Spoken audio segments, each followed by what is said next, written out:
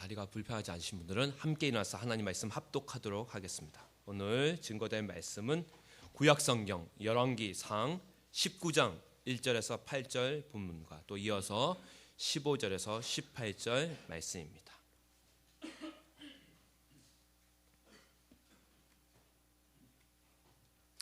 함께 하나님 말씀 받들어 올리겠습니다. 아합이 엘리야가 행한 모든 일과 그가 어떻게 모든 선지자를 칼로 죽였는지를 이세벨에게 말하니 이세벨이 사신을 엘리야에게 보내어 이르되 내가 내일 이맘때에는 반드시 네 생명을 저 사람들 중 한 사람의 생명과 같게 하리라. 그렇게 하지 아니하면 신들이 내게 벌 위에 벌을 내림이 마땅하니라 한지라. 그가 이 형편을 보고 일어나 자기의 생명을 위해 도망하여 유다에 속한 브엘세바에 이르러 자기의 사환을 그곳에 머물게 하고 자기 자신은 광야로 들어가 하룻길쯤 가서 한 로뎀나무 아래에 앉아서 자기가 죽기를 원하여 이르되 여호와여 넉넉하오니 지금 내 생명을 거두시옵소서. 나는 내 조상들보다 낫지 못하니이다 하고 로뎀나무 아래에 누워 자더니 천사가 그를 어루만지며 그에게 이르되 일어나서 먹으라 하는지라. 본즉 머리맡에 숯불에 구운 떡과 한 병 물이 있더라. 이에 먹고 마시고 다시 누웠더니 여호와의 천사가 또다시 와서 어루만지며 이르되 일어나 먹으라. 내가 갈 길을 다 가지 못할까 하노라 하는지라. 이에 일어나 먹고 마시고 그 음식물의 힘을 의지하여 40주 40야를 가서 하나님의 산 호렙에 이르니라. 15절에서 18절 말씀입니다.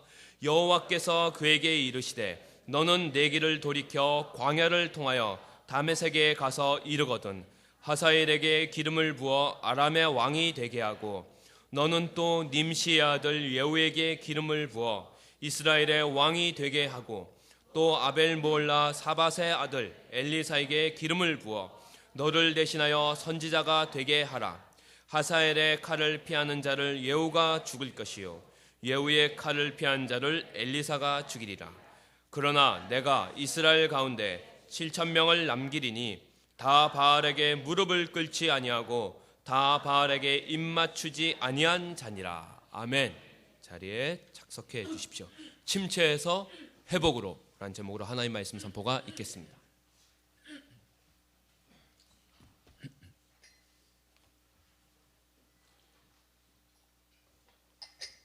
할렐루야.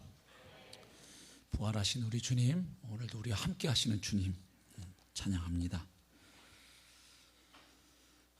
사랑하는 성도 여러분, 2015년 한 해도 이제 마무리 되어 가고 있습니다. 혹시 성도님들 중에 지나온 한 해를 돌아볼 때에 너무 실망스럽고 또 낙심이 되는 분 계신가요? 올해는 참 내가 뭐 했지? 한 게 없네, 이룬 게 없네, 밥만 열심히 먹었네, 이런 생각이 드시는 분 계신가요? 그렇다면 오늘 본문 말씀에 귀를 기울이실 필요가 있습니다. 왜냐하면 오늘 본문에 보니까 낙심하고 좌절해서 그야말로 깊은 침체 가운데 빠졌던 엘리야가 하나님의 은혜로 회복되는 그 모습과 과정이 기록되어 있기 때문이지요. 그러나 또 혹시 성도님들 중에 한 해를 돌아볼 때 참으로 뿌듯하고 또 만족스러운 성도님 계신가요? 참 올해만 같으면 참 인생 살아볼 만하겠다. 참 올해 참 많은 기도 제목이 응답이 되었고 또 내가 연초에 계획 세웠던 것들, 목표로 했던 것들 초과 달성했다. 참 올해 괜찮았어 하시는 분 계신가요?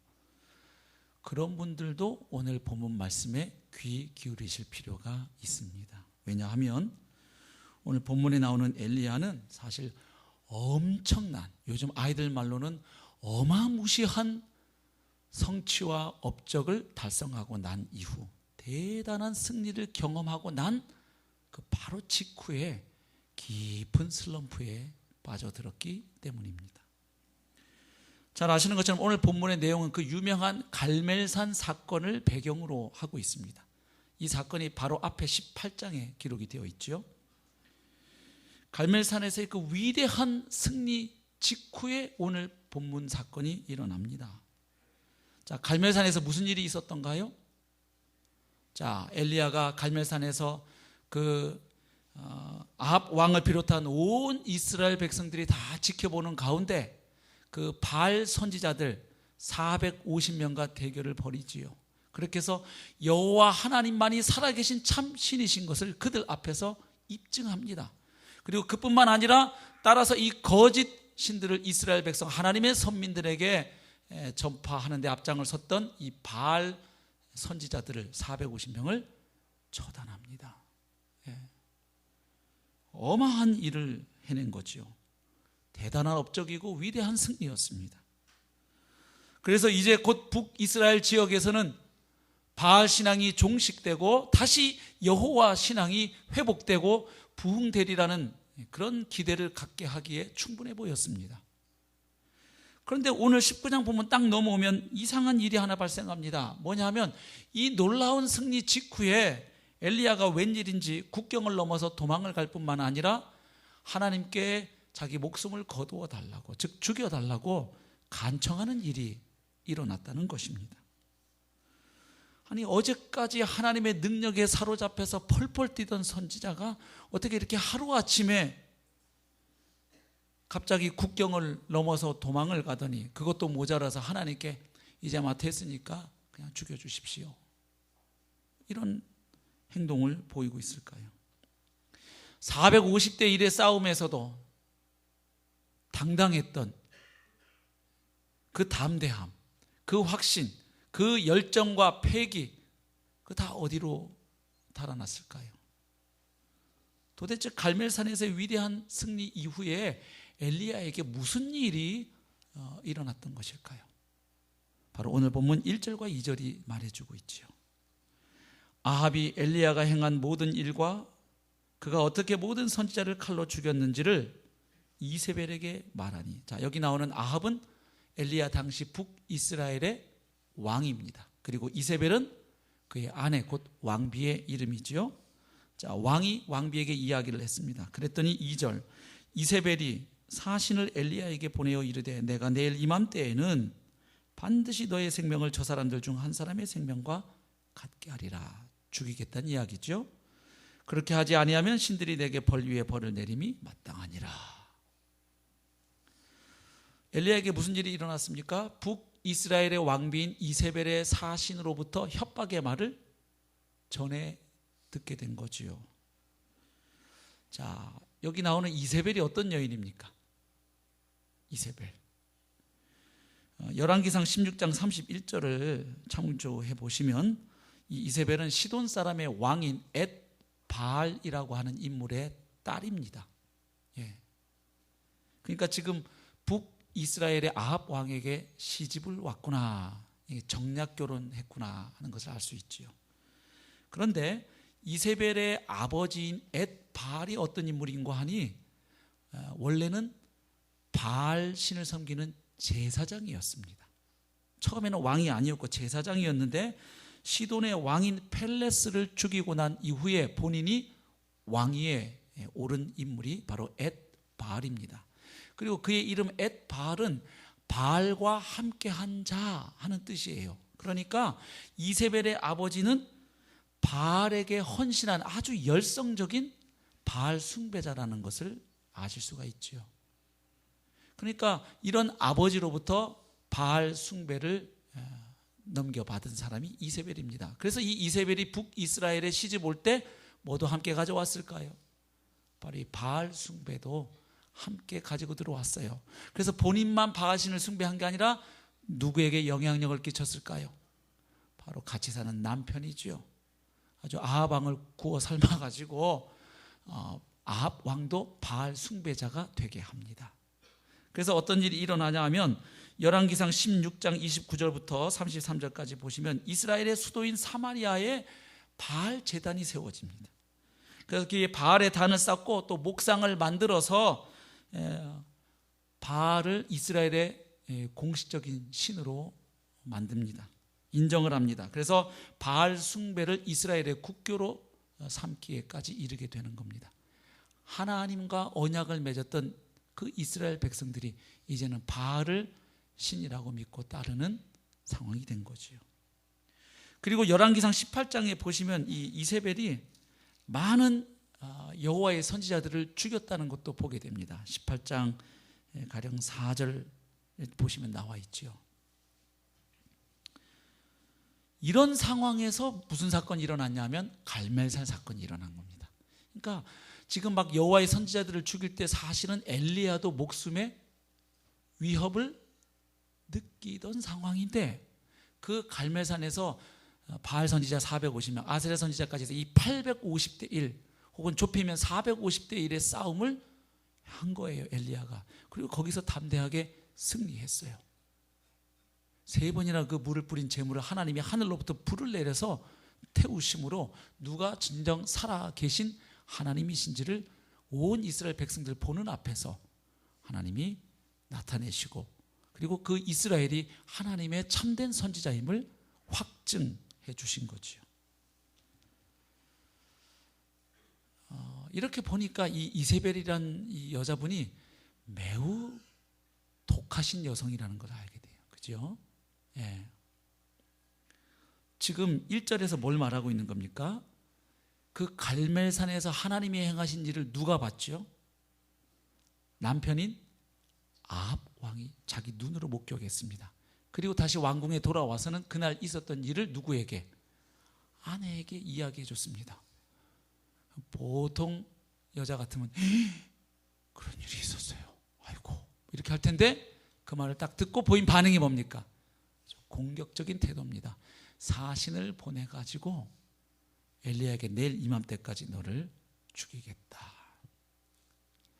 근데 가만히 생각해보면 이세벨도 약간 겁을 먹기는 먹은 것 같아요. 정말로 엘리야를 죽이려고 하면 사신 이렇게 보내가지고 예고할 필요도 없어요. 이게 지금 단수로 되어 있는데 한 명을 보낸 것 같아요. 단수니까 한 명 보내지 말고 한 너댓 명 칼을 잘 쓰는 자객을 보내가지고 그냥 엘리야를 딱 목을 베면 되잖아요. 뭐하러 내일까지 너 죽일게 예고하고 죽입니까? 그냥 가서 죽이고 와 하면 되지요. 그리고 열왕기상이랑 쭉 열왕기가 쭉 계속 읽어보시면 그 뒤에 이세벨이 엘리야 죽일 기회가 여러 번 있는데 못 죽여요. 그러니까 지금 이 위협은 하지만 이세벨도 약간 좀 마음에 충격은 살짝 받은 것 같습니다. 그러나 그럼에도 불구하고 하나님께 투항하지 않는 거죠. 그렇습니다. 많은 사람들이 하나님이 놀라운 일을 행하셨다고 해서 그걸 들었다고 아니면 내 눈으로 직접 봤다고 해서 와 하나님 살아계시냐고 다 회개할 것 같지요. 그렇지 않습니다. 처음에 5분간 놀라다가 잠시 뒤에 정신을 차리고 우연히 일어났겠지 뭐 이렇게 하여튼 다른 걸로 해서 다시 하나님께 오는 것을 회피하지요. 아합 왕도 강팍하기는 매 한 가지입니다. 그래도 자기는 그 현장에서 직접 봤잖아요. 하나님이 불을 내리시는 것을 자기 눈으로 보고서도 오늘 이런 일이 있었어 아내하고 이야기만 하고 별다른 변화가 없거든요. 아무튼 이렇게 해서 이세벨이 사신을 보내어 엘리야에게 협박을 했고, 그리고 그 협박을 들은 엘리야는 그야말로 넋이 나간 것처럼 보입니다. 이런 위험한 상황에서 피할 수도 있겠지만 오늘 성경은 엘리야가 도망간 이유를 콕 집어서 이야기합니다. 3절을 보십시오. 뭐라고 이야기합니까? 그가 이 형편을 보고 일어나 자기의 생명을 위해 도망하여. 엘리야는 그전에도 생명의 위협을 많이 느꼈습니다. 그런 상황에서 지금까지 담대하게 선지자로서 사명을 감당해 왔어요. 갈멜산에서도 죽을 뻔한 거예요, 사실은. 근데 지금 새삼스럽게 이 도끼를 품은 한 여인의 협박에 아이고 나 이제 죽게 생겼구나 하고선 갑자기, 이게 처음 있는 일도 아닌데 이미 이세벨은 그전에도 많은 여호와의 선지자들을 죽여오던 여인입니다. 처음 이 협박을 들은 것도 아니에요. 새삼스럽지도 않고 놀랄 일도 아닌데 이 말을 딱 듣고 당황해서 도망을 갑니다. 이 세번역 성경으로 읽으니까 조금 더 실감이 나요. 얼마나 엘리야가 당황해서 기겁을 하고 도망쳤는지 그 느낌이 조금 살아요. 제가 한번 읽어볼게요. 3절을. 엘리야는 두려워서 급히 일어나 목숨을 살리려고 도망하여 유다의 브엘세바로 갔다. 이렇게 번역을 해놓고 있습니다. 조금 더 느낌이 오죠? 그러니까 엘리야가 상당히 당황했구나. 상당히 급하게 도망을 갔구나. 무슨 얘기인가 하니 지금 엘리야가 피할 수도 있습니다. 그런데 그 피하는 동기가 하나님의 사역을 더 계속 잘 감당하기 위해서라거나 아니면 작전상 잠시 이세벨을 피하기 위해서가 아니라 자기 목숨을 지키기 위한 본능에 완전히 사로잡혀서 피했다는 거예요. 그 전에는 그런 위협에도 담담하게 또 담대하게 확신 있게 했던 사람인데 지금 갑자기 바뀌었다 이 말입니다. 도망갔는데 그것도 어떻게 가느냐? 나라의 국경선을 넘어서 요즘 말로 하면 망명을 가버린 셈입니다. 당시에 나라가 북이스라엘과 남유다로 분열되어 있었으면 나라가 나뉘어져 있었죠. 그런데 지금 엘리야는 북이스라엘의 선지자였단 말이죠. 그런데 지금 어디로 갔다고 되어 있죠? 유다에 속한 브엘세바로 갔다. 즉 나라 국경선을 넘어간 겁니다. 그런데요, 엘리야의 마음이 좀 더 느껴지는 표현이 있어요. 유다에도 어디를 내려갔느냐? 브엘세바에 갔습니다. 여러분 지도 확인해 보시면 아는데 브엘세바는 남왕국 유다에서도 맨 아래쪽이에요. 예, 아래쪽이에요. 그러니까 서울에 폭탄 떨어지면 위험하다 이 말을 제가 듣고서 저 경기도 안성쯤 가는 것도 마음이 안 놓여서 어디로 도망갔느냐? 제주도 제일 밑으로 도망간 거예요. 지금 그림상 보면 엘리야의 마음이 좀 느껴지세요? 예. 그래서 우리말에 한라에서 백두까지 하면 이 한반도 전체를 일컫는 제휴적 표현이잖아요. 예. 팔레스틴 땅은 단에서 저쪽 단에서 브엘세바까지 그러면 그 나라 전체를 일컫는 표현이에요. 그러니까 맨 남단에 우리로 치면 저 해남 땅끝 마을 예를 들면 제주도 뭐 어디로 도망간 겁니다 지금. 그러니까 굉장히 지금 겁을 잔뜩 집어먹었다 하는 것을 알 수가 있어요. 예. 그리고 브엘세바로 이렇게 한 걸음에 도망간 엘리야가 어떤 행동을 또 이어서 하냐면 사환을 그곳에 남겨놓고 자기는 어떻게 하느냐? 광야로 하룻길을 더 들어갑니다. 그리고서는 이제 로뎀 나무 아래 앉아가지고 하나님 앞에 넋두리 하는 겁니다. 마 됐으니 이제 그냥 데려가십시오. 죽여주십시오. 지금 그런 상황이에요. 지금 엘리야가 갔던 이 광야가 네겝 광야인데 비가 거의 내리지 않는 곳이고 그래서 이 풀이나 나무가 거의 없고 이 돌과 모래가 있는 그런 황량한 곳입니다. 그래서 이곳에 가끔 나무가 있는데 이 지역의 로뎀 나무는 키가 1m에서 커봐야 3m 이상이 잘 안 되는 아주 작은 나무예요. 그러니까 여러분 로뎀 나무 아래 앉아서 자면서 하나님께 죽여주세요 한 그림을 아주 이런 아름드리 큰 나무 그늘에 폼나게 탁 누워서 아이고 하나님 이런 그림 그리시면 안 되고 요만한 나무 밑에 쭈그리고 앉아가지고 햇볕 피하겠다고 들어가서 죽여주세요 약간 이렇게 오히려 그림을 그리셔야 조금 가까워요. 그림 나오죠? 얼마 되지도 않는 나무 밑에 이렇게 웅크리고 들어가가지고 죽여 약간 이런 좀 드라마로 만들어 본다면 말이죠. 우리나라 이 쌀이나무하고 비슷하게 생겼습니다. 예, 거기 지금 들어가가지고 하나님한테 죽여 살려 지금 하고 있는 상황이에요. 그 뜨거운 햇볕 아래서 로뎀나무 그늘에 간신히 햇볕 간신히 피하고 앉아서 이제 제 생명 거두어 주십시오. 자, 과연 이 사람이 바로 며칠 전 갈멜산에서 그 놀라운 일을 행했던 그 사람과 동일 인물이 맞나요? 예. 그래서 또 성급한 심리학자들은 이 본문을 읽을 때 엘리야는 조울증을 앓고 있었을지도 몰라. 또 이렇게 이랬다가 막 이렇게 조울증 아시죠? 기분 좋았다가 깔아앉았다가 그건 아니죠. 수백 명의 거짓 선지자들 앞에서도 구람이 없이 하나님만이 살아계신 참신이심을 증명했던 그리고 그 거짓 선지자들을 처단했던 그 담대한 엘리야는 도대체 어디로 가고 하나님의 사람인데 그의 입에서 하나님 보고 자기를 죽여달라는 소리가 나오고 있습니다. 이 갑작스러운 영적 침체를 뭘로 설명해야 할까요? 도대체 왜 이렇게 됐을까요? 몇 가지 우리가 생각해 볼 수 있는 이유가 있습니다. 가능한 설명이 있는데 우리가 일단 딱 떠오르는 거 하나는 이거죠. 우리가 큰 승리나 엄청난 업적 혹은 목표를 달성하고 나면 뭐가 찾아올 수 있어요? 정서적으로 허탈감이 오죠. 막상 내가 원하는 걸 딱 달성하고 나면 그 다음에 갑자기 좀 허무해지고 허탈해지는 경험 해보신 적 있죠? 예를 들면 운동선수가 자기가 꿈에도 꿈꾸던 뭐 올림픽에서 금메달 딱 따고 나면, 옛날 김연아 선수도 한때 그랬죠. 그 다음 동기부여가 안 돼요. 운동해야 할 이유가 이제 딱 달성하고 나니까 그 다음 또 뭐를 위해서 또 열심히 고생하고 훈련해야 되는지 목표가 설정이 안 되는 경우가 있잖아요. 예. 이 뭔가 대단한 일을 이루고 나면 정서적으로 오히려 좀 허무해지고 허탈해지는 일이 우리에게 종종 있어요. 그런 일이었는지, 아니면 오늘 본문에서 조금 암시를 하고 있습니다만은 별로 달라지지 않는 상황을 보고 엘리야가 낙심하거나 실망했을 수도 있겠어요. 보니까. 왜냐하면 오늘 19장 3절을 보십시오. 그가 이 형편을 보고 일어나. 이 형편이 어떤 형편이에요? 지금 이세벨이 자기 죽이겠다고 협박하는 형편인데 앞뒤로 맞춰보면 어떤 그림이에요? 바로 자기가 얼마 전 무슨 일을 행했어요? 그 갈멜산에서 이 바알 신들이 다 거짓 우상들인 것을 온 백성과 왕이 보는 앞에서 확증을 하고, 그리고 그 거짓 선지자들을 백성들을 통해서 처단하는 일을 행했습니다.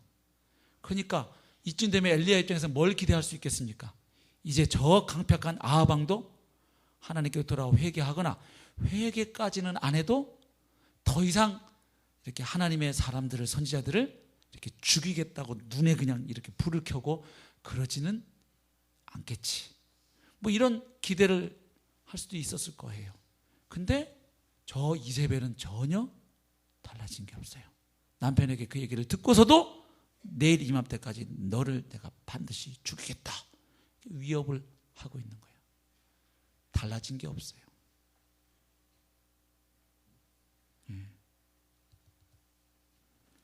여러분, 어떤 사역을 열심히 했는데 열매가 없게 되면 어떤 생각 들어요?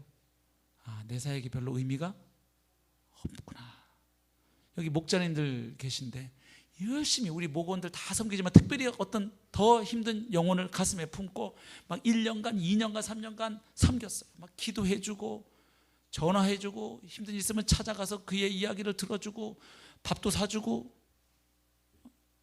집안일도 도와주고 또 말씀으로 위로하고 이렇게 막 정성을 했는데 어느 날 그 지체가 전화했는데 잠깐 핸드폰 안 갖고 있었고 전화를 못 받았더니 당신은 날 사랑하지 않아 그러고 확 가버렸어요. 다음 주에 교회를 안 나오는 거예요. 나 목장 모임 안 갈 거야. 나 목자한테 삐졌어. 사랑이 없는 목자. 이렇게 하면 좀 제가 코믹하게 재현해 봤습니다. 무슨 마음이 들겠어요? 야, 지난 3년간 쏟아부은 노력이 아무것도 없네. 예? 부모님들 자식에게 지극정성으로 키워줬더니 한다는 소리가 엄마가 나한테 해준 게 뭐야? 갑자기 힘 쭉 빠지지 않겠어요? 자식 지 때문에 내가 뭔 고생을 고생이라고 여기지도 않고 했더니만 한다는 소리 좀 보소. 힘 쭉 빠지잖아. 그러니까 내가 나름대로 뭔가 한 것 같은데 별로 그렇게 이스라엘의 상황은 달라지지 않은 이 형편, 이 상황이 엘리야를 가면 갑자기 낙심과 좌절로 이끌었을 수도 있어요. 그 다음에 또 하나 본문 보면 엘리야가 강박증을 하나 앓고 있었다는 걸 알게 돼요. 그 강박증 이름이 뭐냐? 나홀로 강박증이라는 거예요. 나만 남았습니다 하는 거예요. 이게 엘리야가 입만 열면 레파토리로 하는 이야기예요. 한번 보세요. 18장 22절을 보시면 바로 그 갈멜산에서 바알 선지자들과 영적 대결을 벌일 때에도 엘리야가 이런 말을 합니다. 18장 22절 엘리야가 백성에게 이르되 여호와의 선지자는 나만 홀로 남았으나 바알의 선지자는 450명이로다 이렇게 얘기합니다. 이걸 왜 강박증이라고 이름 붙일 수 있는 거 하니 실제로 엘리야 한 명만 남았기 때문이 아니에요. 엘리야가 18장 앞에를 보면 오바댜라는 또 하나님의 사람이 이 위험한 상황에서 막 이세벨이 왕후가 막 죽이니까 선지자들을, 그래서 급히 하나님의 선지자들을 100명을 피신시키죠. 동굴에 50명씩 해가지고. 그리고 그걸 누구에게 말해줘요? 엘리야에게 말을 해줍니다. 다시 말하면 엘리야는 이 이스라엘 땅에 100명만에 더 있을 수 있죠, 다른 곳에. 그러나 적어도 지금 오바댜가 구해내고 살려낸 하나님의 선지자만 해도 몇 명이 있다? 100명이 있다는 걸 엘리야가 알아요, 몰라요? 지금 안단 말이에요. 아는데도 지금 딱 거기서 할 때 이스라엘 땅에 하나님의 선지자는 이제 나 혼자 남았다. 이 나홀로 컴플렉스가 있어요. 나 혼자 남았다. 뭐 어떤 동기에서 이런 말 하는지는 정확히는 모르겠어요. 우월감에서 그런지. 다른 분들은 다 변절했거나 다 죽었지만 하나님은 오늘날까지 날 있게 살게 하셔서 나는 끝까지 이 길을 간다라는 그 자부심 때문에 하는 말인지, 아니면 이제 정말 이제 나 하나 남았으니까 이제 나까지 죽으면 이 나라는 끝인데 하는 그 절박감인지, 책임감, 무거운 책임감 때문인지, 하여튼 어찌 됐든 간에 엘리야가 지금 갈멜산에서 이 얘기를 했거든요. 그런데 이 말을 틈만 나면 해요. 한번 보십시오. 우리 19장에 한번 가보십시오. 19장 오늘 본문인데 10절을 보십시오. 그가 대답하되, 자, 왜 대답을 하냐면 9절에서 하나님이 엘리야를 호렙산으로 인도해 가셔 거기 한 굴에 이제 들어갔을 때 엘리야가 하나님이 물으셔요. 엘리야야, 너가 어찌 여기 있느냐? 9절에서 질문해 하셔요. 그러니까 이제 엘리야가 대답하는 거예요. 10절. 그가 대답하되, 같이 한번 읽어볼까요? 시작. 내가 만군의 하나님 여호와께 열심히 유별하오니 이는 이스라엘 자손이 주의 언약을 버리고 주의 제단을 헐며 칼로 주의 선지자들을 죽였음이오며 오직 나만 남았거늘 그들이 내 생명을 찾아 빼앗으려 하나이다. 누구만 남았다? 오직 나만 남았다 얘기하죠. 그리고 하나님이 또 물으셔요. 13절에 엘리야야, 네가 어찌하여 여기 있느냐? 같은 질문 하시거든요. 14절 보십시오. 그가 대답하되, 내가 만군의 하나님 여호와께 열심히 유별하오니. 녹음기 틀고 있어요. 똑같죠? 한 글자도 안 틀리죠, 대답이. 그러니까 지금 엘리야 의식 속에 무슨 의식이 있어요? 나 혼자 남았다. 그게 자부심이든 벼랑 끝에 섰다는 위기감이든 뭐가 됐든 하여튼 나 혼자 남았다는 의식이 엘리야의 마음에 꽉 사로잡혔어요. 그래서 기회만 나면 그 말이 튀어나와요, 그의 입에서. 나만 남았다. 그런데 한 명 남은 나마저 지금 누가 죽이려 한다? 저 도끼 어린 이세벨이 죽이려 한다. 나마저 사라지고 나면 이 땅에 여호와 하나님의 말씀은 누가 대변할 것이고 이 땅은 다시 어떻게 하나님께로 돌아올 것인가? 뭐 그 거룩한 책임감이든 나 아니면 안 돼 하는 뭐 이런 의식이든 뭐가 됐든 지금 그의 마음속에는 나 혼자 하는 의식이 가득 차 있어요. 그래서 사실은 하나님이 나중에 오늘 본문 끝에 18절에 무슨 말씀까지 하셔요? 야, 너 자꾸 네 혼자 남았다 그러는데 내가 하나 좀 가르쳐 줄구마. 그러면서 지금 이 땅에 바알에게 무릎 꿇지 아니한 7,000명을 내가 준비해 놨지. 너 좀 어깨에 힘 좀 빼. 그죠? 7,000명이 더 있어. 너 아니면 안 된다는 생각 하지 마라.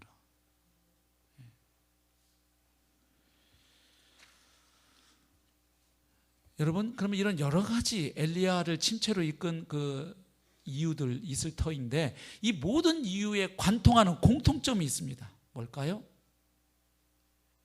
한마디로 말해서 자기 중심적 태도와 시선입니다.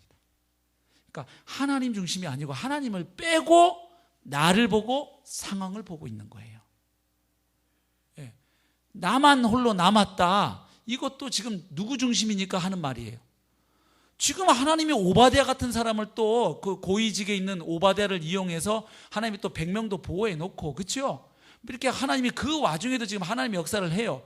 그리고 또 하나님이 반전하기 위해서 갈멜산에서 자기 기도에 응답해서 확 그 물 적신 재물을 확 태우심으로 하나님이 백성들 앞에서 하나님 살아계신 걸 보여주기도 하시고, 그렇죠? 예. 그런데 지금 나 혼자 남았어요. 그리고 상황이 달라진 게 하나도 없어요. 이 형편을 보니까 제가 일할 맛이 안 나요, 하나님. 뭐 이런 거든. 한마디로 말하면 지금 눈에 보이는 상황을 하나님 중심의 관점, 하나님을 가운데 딱 모셔놓고 바라보는 게 아니라 하나님 배제하고 하나님 빠진 상태에서 내 눈에 보이는 상황을 그대로 그것을 진실이라고 받아들이고 있는 거죠. 여러분, 하나님을 넣고 상황을 바라보는 것과 빼고 바라보는 것은 완전히 달라집니다. 창조주 하나님, 죽은 자 가운데 아들을 부활시키신 하나님이 계시고 그 하나님이 이 상황을 다스리고 통치하고 계신다는 믿음으로 바라볼 때와 하나님 안 계신 것 같다고 생각하고 상황 볼 때는 같을 수가 없는 것이에요. 여러분, 영화 베어 보셨어요? 거기 아기 곰이 나오지요. 근데 한 맹수가 그 아기 곰을 덮치려고 쫓아오고 아기 곰 막 급하게 쫓겨가는데 갑자기 어느 순간 그 아기 곰을 덮치려던 맹수가 슬금슬금 뒷걸음질을 하죠. 그래서 우리는 무슨 일인가 궁금해할 때 카메라 앵글이 착 비춰주는데 바로 아기 곰 뒤에 누가 나타난 거예요. 엄마 곰이 하고 서 있지요. 딱 상황 끝이에요.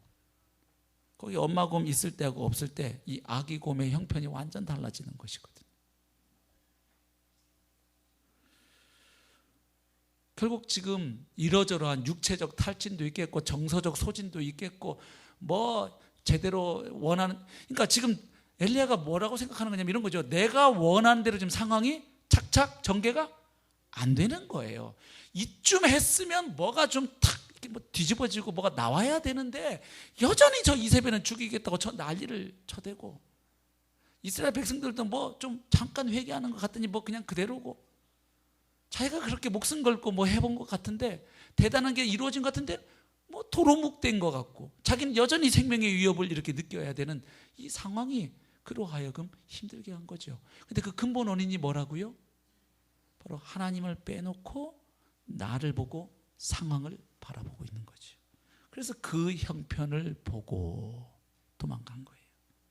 자, 이제 그럼 이러한 엘리야를 하나님은 어떻게 치유하시고 회복시키십니까? 우선 5절과 6절에 나오죠. 우리 하나님은 참 인생을 잘 아시는 것 같아요. 우리가 영혼만의 존재가 아니에요. 우리는 육체를 가지고 있고요, 또 정서도 가지고 있고 이 복합적인 존재예요. 그렇죠? 처음 창조될 때부터 그랬어요. 하나님이 흙으로 사람을 빚으시고 거기에 하나님의 생기를 루아흐를 불어 넣으시니까 사람이 비로소 living soul, 살아있는 생명, 살아 움직이는 존재가 되었다는 거잖아요. 그러니까 이 육체적 물질적 요소와 하나님의 숨결이 결합되었을 때 비로소 사람이 된 거예요. 그러니까 인간은 육체적 존재만도 아니고 천사와 같은 영적 존재만도 아니고 이게 결합되어서 비로소 사람이에요. 예. 그래서 하나님이 이 인생을 잘 아시는지라 드립다. 네가 그러고도 하나님의 선지자냐? 그래, 네가 원하는 대로 죽여주마. 에라, 벼락 맞아 죽을래? 뭐 해서 죽을래? 골라. 1번, 2번, 3번. 저 같으면 이렇게 할 것 같은데 하나님이 전사를 보내십니다. 자, 하나님 작업을 보십시오. 5절. 로뎀 나무 아래에 누워 자더니 딥이 자고 있습니다. 네. 천사가 그를 어루만지며 그에게 이르되, 보십시오. 지금 잠들었어요. 막 이 생각 저 생각하고 낙심하고 피곤하고 막 지쳐있는 엘리야가 막 하나님 죽여줘요 막 이러다가 애가 막 으앙 한참 울다가 어떻게 합니까? 이제 지쳐가지고 잠들죠. 엄마 품에서. 약간 그림 좀 비슷한지 모르겠어요. 막 하나 앞에 들이받고 막 생떼 쓰다가 어느 순간 지쳤는지 잠이 들어버렸어요. 근데 와가지고 천사를 보내서 야 흔들면서 네가 지금 잘 때냐 말이지. 막 따기 치고 막 엉덩이 치고 흔들면서 막 이런 게 아니라 살살 뭐 합니까? 어루만져 줍니다. 이건 약간 뭐 같아요? 하나님의 사랑의 터치죠. 터치. 마사지 해줘요 지금. 그죠? 예. 예. 어루만져요. 사랑의 터치. 예? 마치 우리 아이들이 막 수능 시험을 망치고 왔을 때, 뭐 친구들 때문에 힘들어할 때, 그때 막 이건 이래서 읽고 저건 저래서 넌 이렇게 해야 되고 막 너 왜 그래? 그놈들 나쁜 이렇게 하는 것보다 일단 그때는 뭐가 제일 좋아요? 아이를 말없이 안아주고, 그래. 아니면 손 꽉 잡아주고. 그때는 좀 말 안 해도 되죠. 그때 뭐 많은 말이 필요하겠어. 그때 한 1, 2분간 그냥 손 꽉 잡아주고, 아빠도 너무 마라. 네가 좀 지칠만도 하긴 하다. 어루만집니다. 그 다음에 밥을 먹입니다. 그래서 힘들면요 좀 잘 드세요. 여기 영적으로 침체가 오시면 지체분들하고 좀 만난 것도 드세요. 이렇게 침체하면 금식 기도를 해야지 밥을 너무 그렇게 하지 마세요. 몸이 너무 힘들고 낙심될 때 좀 맛있는 만둣국도 끓여 드시고 그러세요. 제가 어제 아내가 끓여준 김치만둣국을 맛있게 먹었더니 만두 얘기가 나오네. 어제 막 집사님들 수련회하고 뭐하고 막 저녁 거의 9시가 될 때까지 제가 저녁을 못 먹었는데 가니까 좀 맛있게 만둣국 끓여줘서 제가 먹었거든요. 힐링이 되더라고요. 얼마나 시원한지. 자, 여기 보세요. 천사가 어루만진 다음에 일어나서 먹으라. 밥 먹어라. 이렇게 안 하죠. 엘리한테.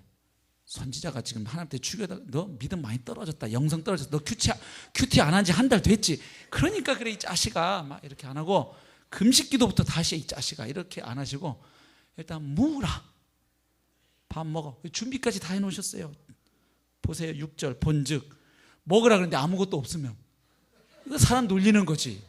에?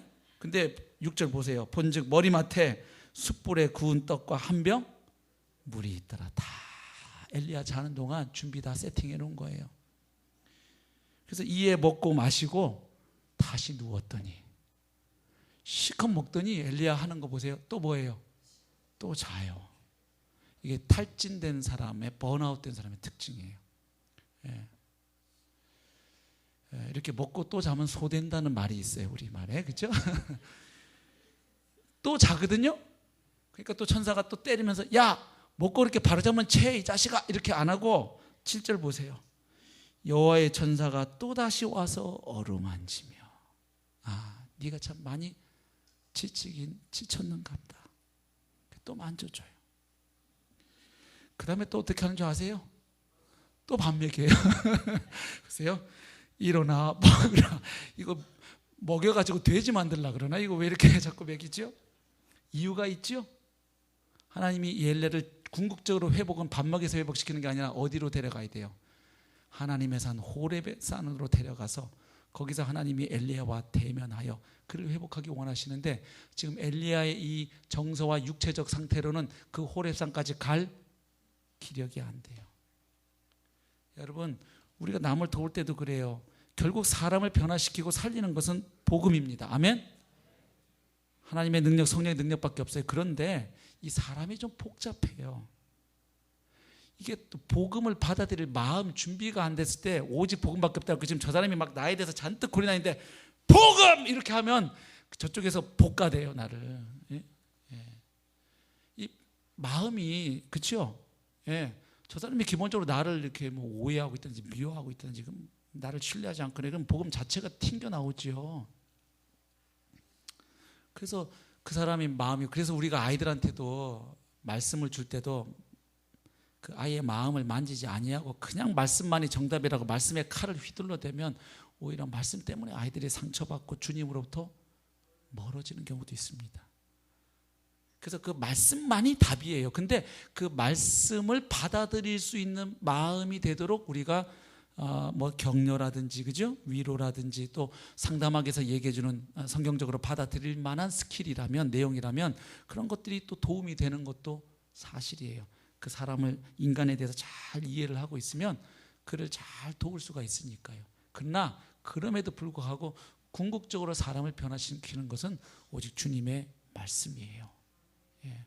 근데 이제 그 말씀을 받기까지 인간에게 도와줄 수 있는 여러 일들이 있음을 보는 거예요. 그죠? 지금 먹이고 재우고 또 재우고 먹이고 일단 지금 충전을 시키십니다.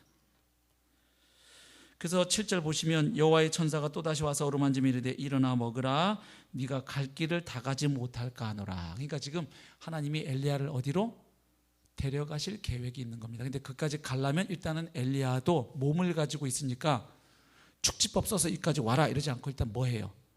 연료 보충하는 거예요. 먹어라 일단. 그리고 좀 자고 해서 이 원기도 회복하게 하십니다. 그래서 우리가요 영적으로 탈진했을 때 좀 쉬면서 먹고 좋은 경치도 보고 맛있는 커피를 나누면서 담소 나누고 이런 거 다 도움이 됩니다.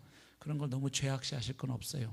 단 그거에 전적으로 의지하고 거기에 그냥 몰두하면 이것은 죄가 될 수 있어요. 그리스도인이 오로지 주님께로 나오지 않고 맨날 그냥 우울하기만 하면 커피만 찾고 주님께는 안 나오고, 우울하다고 극장에만 가고 골프장에만 가고 주님 앞에는 안 나오고 이러면 뭐 문제가 심각하겠지만, 인간이 이렇게 육을 갖고 사는 사람에게 잘 먹는다든지 쉰다든지 이런 거 충분히 도움이 되는 것을 주님이 잘 아세요. 왜? 우리를 누가 만드셨습니까? 주님이 만드셨으니까. 우리가 육체적 존재임을 아셔요. 그리고 정서적 존재임도 아시니까 터치해 주시는 거예요. 만져주시는 거예요. 그러나 이게 궁극적인 답은 아니에요. 그래서 이제 주님이 그를 어디로 데려가십니까? 호렙산으로 인도해 가십니다. 여러분, 호렙산이 어떤 곳이죠? 출애굽기 3장 보면 바로 모세가 여호와 하나님을 만난 곳이고 하나님으로부터 출애굽의 사명을 받은 곳이 호렙산 시내산입니다. 그 다음에 출애굽기 33장에 보면 출애굽 이후에는 하나님이 친히 기록하신 그 돌판에 새긴 십계명 율법을 하나님이 모세에게 수여하신 곳도 바로 이곳입니다. 그리고 출애굽기 19장에 보면 하나님이 이스라엘 백성과 언약을 맺고 체결하신 곳도 바로 여기입니다. 그러니까 이 모세의 선지자적인 소명과 깊이 연관된 장소고, 하나님과 이스라엘 백성이 서로 특별한 관계를 맺었던 아주 의미 있는 장소거든요. 지금 그리로 엘리야를 하나님이 데려가시는 거예요. 자, 이렇게 해서 호렙산에 도착한 엘리야가 한 동굴에 머뭅니다. 그러면서 이제 하나님과 다시 대면하는 놀라운 기회가 그에게 주어집니다. 자, 하나님과 엘리야 사이의 대화를 한번 보시죠. 9절을 보십시오. 엘리야가 그곳 굴에 들어가 거기서 머물더니 여호와의 말씀이 그에게 임하여 이르시되. 자, 낙심한 엘리야, 침체에 빠진 엘리야에게 하나님의 말씀이 임합니다. 자, 어떤 말씀이 먼저 임합니까? 엘리야야, 네가 어찌하여 여기 있느냐. 드립다 호통을 치고 책망하지 않으시고 묻습니다. 하나님 잘 아시면서 꼭 질문하세요. 에덴 동산에서도 범죄한 인간을 찾아오셔서 아담아, 네가 어디 있느냐. 하나님 모르시나요? 아담이 지금 어디 짱박혀 숨어 있는지? 몰라서 묻는 질문이 아니에요. 아담으로 하여금 생각하게 하는 거예요. 내가 있어야 할 곳이 이곳이 아닌데 내가 어쩌다 여기 와 있지? 아, 하나님을 떠났기 때문이로구나. 그래서 다시 하나님께로 회개하고 돌이킬 수 있는 기회를 주시는 거지요. 여기도 또 물으셔요. 엘리야야, 네가 어찌하여 여기 있느냐. 뭘 어째서 여기 있어요? 하나님이 데려왔잖아요. 그렇죠? 근데 이게 단순히 그게 아니죠. 어떤 과정을 거쳐서 네가 여기까지 이렇게 와 있느냐. 네가 계속 여기서 이렇게 먹고 잠만 자고 동굴에 짱 박혀 숨어서 이렇게 살다가 네 인생 너 끝낼 거야? 그건 아니지. 뭐 여러 가지 의미가 좀 담겨 있죠? 질문하셨어요. 10절 대답하는데 아까 그 대답이에요. 레파토리 나오는 거예요. 저 혼자 남았어요. 상황을 호소하는 거예요. 하나님, 제가 나름대로 하나님의 선지자로 부름받아서 열심히 했습니다. 그래서 자기 얘기도 합니다. 제가 만군의 하나님 여호와께 열심히 유별합니다. 제가 생각해도 진짜 저는 하나님 사랑하는 것 같고 정말 이 한 인생 열심히 살았습니다. 정말 주님 위해서 살았다고 내가 자부할 수 있습니다. 근데 저 혼자 남았습니다. 그리고 이스라엘 백성들 언약을 버리고 뭐 어쩌고 저쩌고 이거 뭐냐면 그렇게 열심히 했지만 별로 달라진 거 없습니다. 허심 썼습니다. 그러니까 그 안에는 왜 날 불러가지고 날 이렇게 힘들게 하시모니까 이런 것도 있는 거죠. 이제 저까지 죽이려고 하잖아요, 이 백성이. 그랬더니 하나님이 응답해 주신 게 11절, 12절입니다. 여호와께서 이르시되 너는 나가서 자 동굴 안에 갇혀있는 이 엘리야를 너 동굴 밖으로 나와라. 동굴 속에 들어간 엘리야를 끄집어내십니다. 그리고 누가 앞에 서게 합니까? 여호와 앞에서 산에 서라. 그리고 나서 여호와께서 지나가십니다. 그런데 그 여호와 앞에 크고 강한 바람이 지나가고 또 지진도 지나가고 그 다음 12절 보면 불도 지나갑니다. 근데 희한하게 그 가운데는 하나님이 계시지 않았다 이렇게 이야기합니다. 여기 본문을 잘 보십시오. 분명히 11절에 여호와께서 지나가시는데 여호와 앞에 크고 강한 바람이 산을 가르고 어쩌고저쩌고 이렇게 나가요. 그럼 무슨 얘기입니까? 여기 나오는 바람, 지진, 불은 그냥 늘상 있는 자연적 현상이 아니고 지금 하나님의 어떤 특별한 목적을 가지고 이곳에 현현하시기 때문에 강림하시기 때문에 수반된 현상이라는 거예요. 맞아요? 실제로 구약 성경에서 보면 바람, 지진, 불 이거 거의 다 하나님이 나타나실 때 현현하실 때 수반되는 현상들입니다. 예컨대 출애굽기 19장 보면 시내산에 하나님이 강림하실 때에도 그때 불과 지진 현상이 동반이 되었어요. 출애굽기 19장 16절부터 19절 보십시오. 또 나훔서 1장 3절부터 6절을 보시면 바람과 지진과 불은 특별히 하나님이 나타나실 때 뭘 위해서 나타나실 때 하나님이 이 초자연적인 심판과 관련해서 언급되는 현상이 바람, 지진, 불이에요. 근데 지금 특이한 건 뭐냐면 그 바람, 지진, 불이 하나님이 나타나시면서 하나님 앞에 지나가는데 희한하게 거기에는 누가 안 계시더라? 하나님이 안 계시더라. 이런 이야기입니다. 그리고 대신 뭐가 있더라? 12절 끝에 보면 불 후에 세미한 소리가 있는지라. 직역해 보면 가느다란 속삭임 소리, 뭐 이 정도 번역이 가능해요. 그럼 여기 하나님께서 바람과 지진과 불 가운데 계시지 않았다는 것은 무엇을 의미할까요? 방금 말씀드린 것처럼 여기 나오는 바람과 지진과 불이 하나님의 현현과 전혀 상관없는 그냥 일상적인 자연현상이다, 그걸 말하는 것입니까? 그건 아니라는 거예요. 그러니까 하나님과 상관없는 현상이라는 걸 말하는 게 아니에요. 이거 분명히 지금 하나님의 임재와 현현과 관련되어 나타난, 수반되어 나타난 현상임에 틀림이 없습니다. 그런데도 지금 오늘 성경은 그 가운데는 하나님이 안 계셨다 이렇게 말해주는 거예요. 여러분, 엘리야가 갈멜산에서 하나님이 살아계신 하나님을 입증할 때도 거기 뭐가 임했어요? 하늘로부터 불이 떨어졌어요. 그래서 그 물로 적신 재물을 하나님이 확 태워버렸대요. 거기서도 불이 하나님의 심판 혹은 하나님의 어떤 역사하심의 현상이었어요. 불이. 그런데 오늘 본문은 바람, 지진, 불 그 셋 다 거기 하나님 안 계셨다. 이거 어떻게 이해하겠습니까? 이 본문의 특수한 상황을 배경으로 이해하셔야 해요. 무슨 소린가 하니 지금 엘리야가 하나님 앞에서 이스라엘의 절망적인 상황을 언급하면서 하나님께 단언 드린 겁니다. 거기에 대한 하나님의 응답이었어요. 지금 엘리야가 하나님 앞에서 하나님 보십시오, 제가 하나님 위해서 열심히 유배를 합니다. 그래서 정말 목숨 걸고 제가 사역을 했습니다. 그리고 하나님 말씀 그대로 가감하지 않고 제가 있는 그대로 선포했습니다. 그러나 이 백성 여전히 우상숭배의 죄에서 돌이키지 않습니다. 그리고 하나님의 선지자인 저까지 계속 이렇게 저 혼자 남은 것 같은데 저까지 이렇게 죽이려고 난립니다. 하나님. 그런데 하나님이 싹 그런 엘리야에게 바람, 불, 지진 지나가게 하시는데 거기 하나님 안 계시다. 무슨 이야기일까요? 엘리야의 기대와는 하나님이 다르게 역사하실 것을 암시하죠. 지금 엘리야 마음에는 하나님 이거 보세요, 제가 죽으라고 사역했는데 없잖아요. 달라진 게 무슨 얘기입니까? 바람, 불, 지진 막 이런 걸로 저 아합 왕 이세벨 저 왕궁의 고위직들 다 하나님 심판하시고 불 내리고 이렇게 해야 이 뭐가 되지. 갈멜산에서 그거 한번 퍼포먼스 안 됩니다. 강력한 초자연적인 현상으로 이 상황을 반전시켜 주십시오. 근데 하나님의 응답은 뭐냐면 엘리야가 기대하는 그런 방식이 아니라 가나다란 속삭임 소리같이 사람 눈에 잘 안 보이지만 하나님의 방식, 고요하고 은밀한 방식으로 하나님이 이 아합 집안의 우상 숭배 문제를, 이 죄악을 다루실 것을 말씀합니다. 이걸 어떻게 확인하실 수 있냐면 본문의 구성에서 이게 드러나요. 잘 보십시오. 지금 엘리야와 하나님 사이의 대화가 두 번이 반복돼요. 그런데 패턴이 똑같아요. 잘 보세요. 먼저 하나님의 질문으로 시작을 해요. 9절, 13절 한번 보십시오. 대화가 시작될 때마다 첫 번째 먼저 하나님이 질문하세요. 뭐라고? 엘리야야, 네가 어찌하여 여기 있느냐?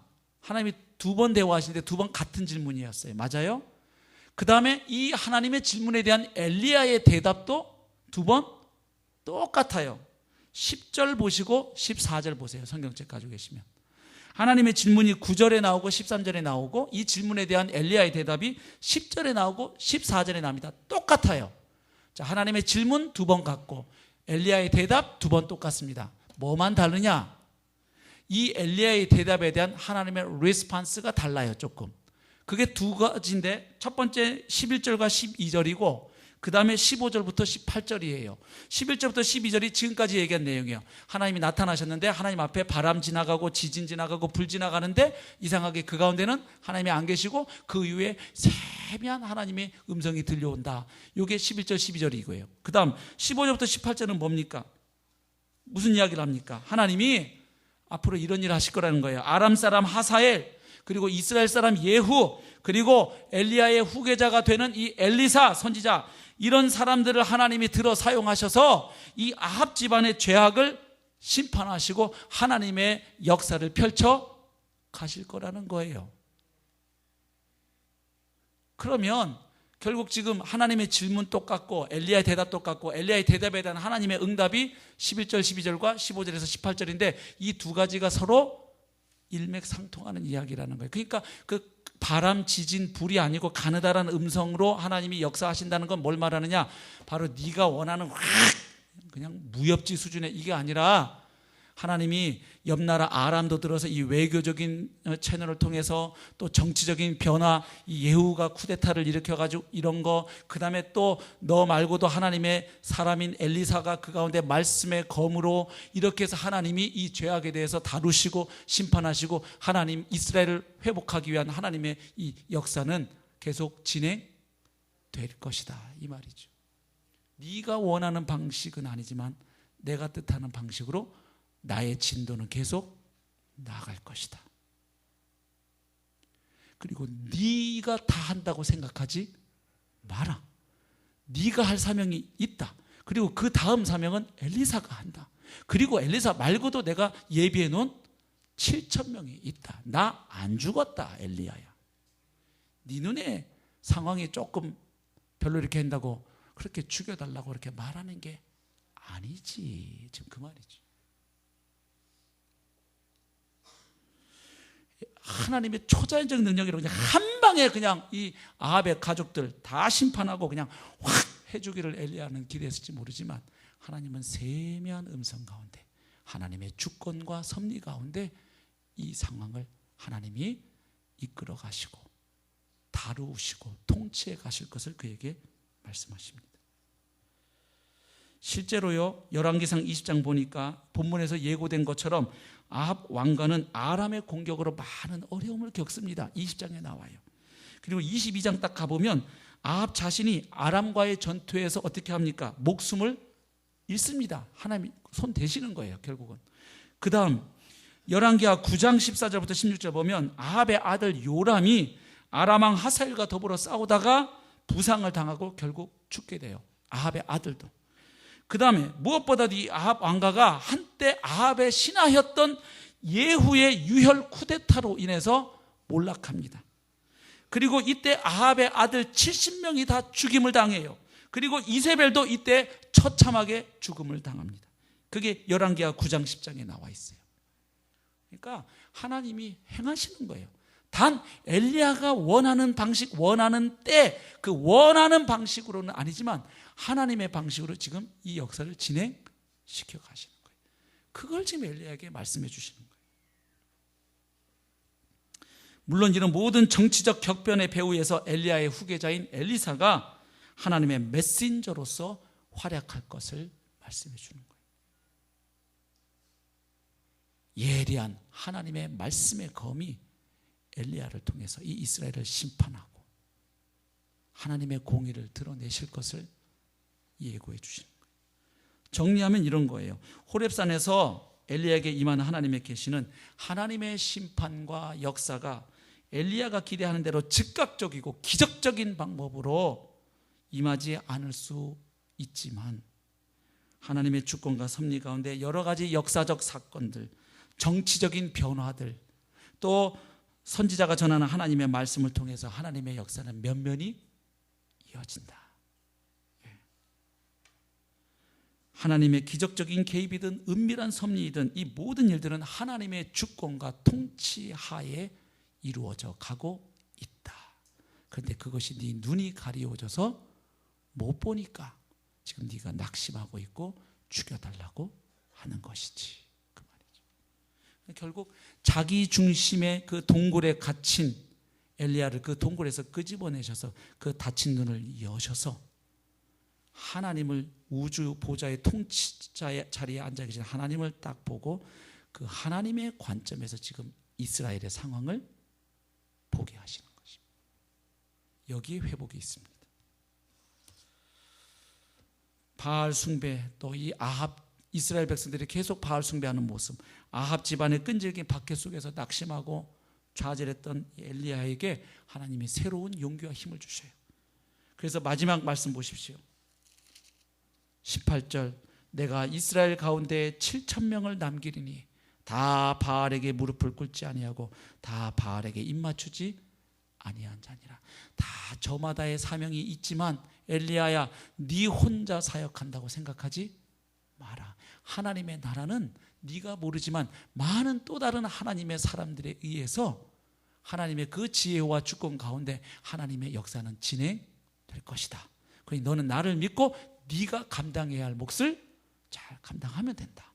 그리고 그 다음 일은 엘리사가 할 것이고 또 다른 7,000명이 할 것이다. 좌절하지 마라. 내 진도는 내가 나간다. 너는 너에게 내가 준 일을 성실하게 감당하면 되는 것이다. 말씀을 맺으려 합니다. 결국 엘리야는 하나님의 임재 앞에서 하나님의 말씀을 통해서 회복이 된 거예요. 하나님의 말씀을 통해서 하나님이 어떤 분이신지 다시 그 믿음을 회복하고 그 하나님의 주권과 통치의 관점에서 내가 처한 상황, 이 나라 이 민족의 상황을 다시 하나님의 관점에서 바라보게 되는 그 시야가, 그 눈이, 그 관점이 열렸을 때 엘리야는 비로소 다시 회복될 수가 있었습니다. 그러므로 우리도 내가 낙심되고 좌절하고 번아웃 될 때 우리는 다시 하나님의 임재 앞에 서서 하나님의 말씀 앞에 귀 기울여야 할 줄로 믿습니다. 좀 더 구체적으로 이야기하면 복음의 관점으로 다시 보는 겁니다. 엘리야 같은 경우에는 하나님은 살아계시는구나, 하나님은 다스리고 통치하시는구나, 하나님은 이웃나라 아람도 들어 사용하시는 분이구나, 하나님은 쿠데타조차도 사용하시는구나, 하나님은 나를 통해서 뿐만 아니라 엘리사 또 7,000명을 통해서 하나님이 일을 해가시는구나, 이런 것을 깨닫게 하셨던 것처럼 우리도 복음의 관점으로 나를, 내 주변 상황을 다시 보는 거예요. 자, 하나님이 과연 나를 사랑하시는가 의심이 드는 거예요.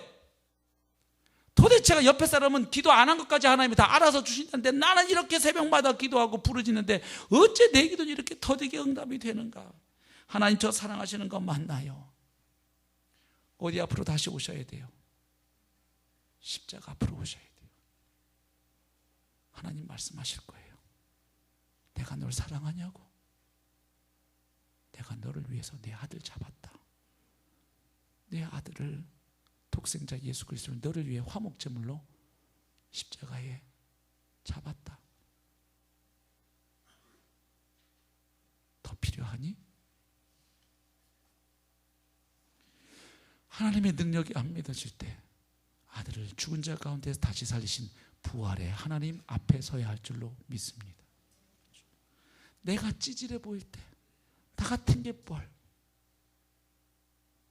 다시 십자가 앞에 서세요.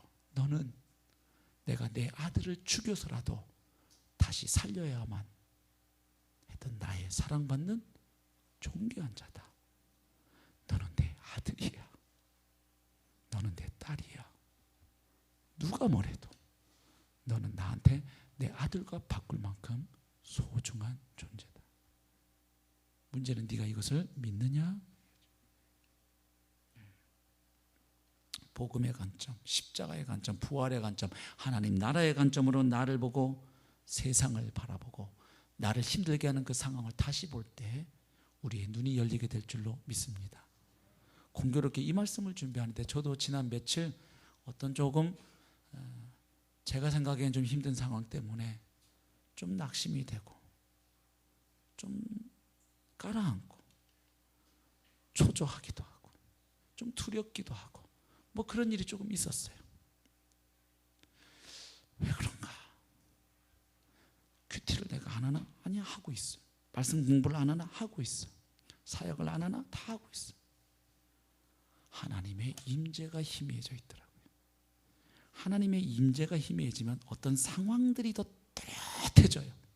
그리고 그게 나를 잠식해. 근데 하나님의 임재가 선명해지면 다른 것들은 배경화면으로 스르륵 밀려나요. 그리고 하나님의 말씀, 하나님의 관점에서 다시 서면 하나님이 상황들을 변화시키시고 움직이시는 것들이 비로소 보이는 거예요. 할렐루야. 그때 밀려오는 그 감사와 평안과 기쁨과 감격. 딱 한마디에 주님은 주님이시군요. 찬양합니다. 저와 여러분에게 우리가 혹 어떤 일로든 낙심과 좌절과 침체 가운데 있다면 다시금 하나님의 임재가 앞에 서서 하나님의 말씀을 통하여 우리의 눈이 다시 열리고 하나님의 은혜에 감복하여 우리가 그 자리에서 다시 한번 떨쳐 일어나시는 은혜가 있기를 주님의 이름으로 축복합니다. 우리 반주해 주시죠.